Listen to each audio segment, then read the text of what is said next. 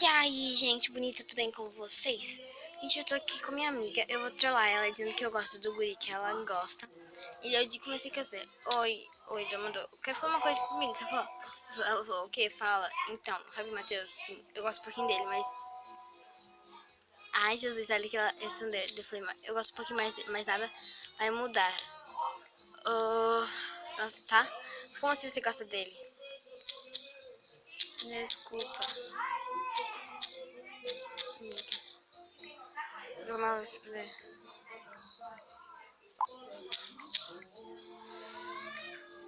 Mas eu sei que você gosta dele. Então vai em frente.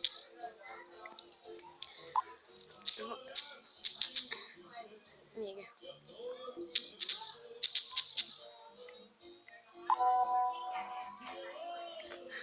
Tá. Gente. Deixa eu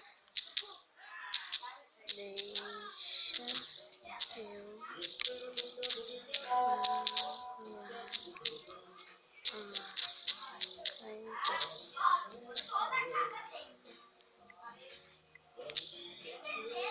uma coisa.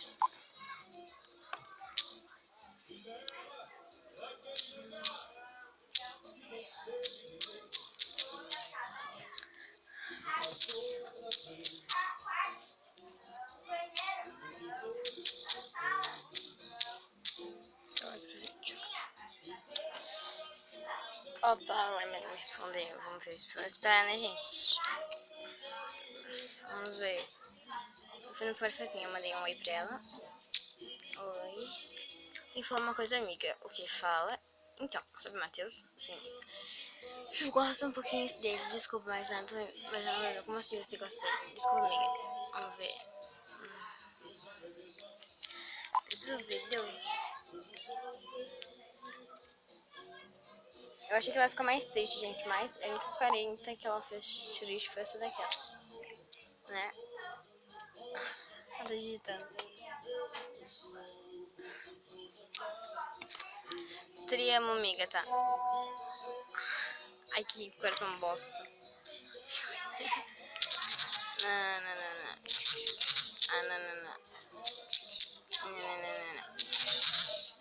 Não.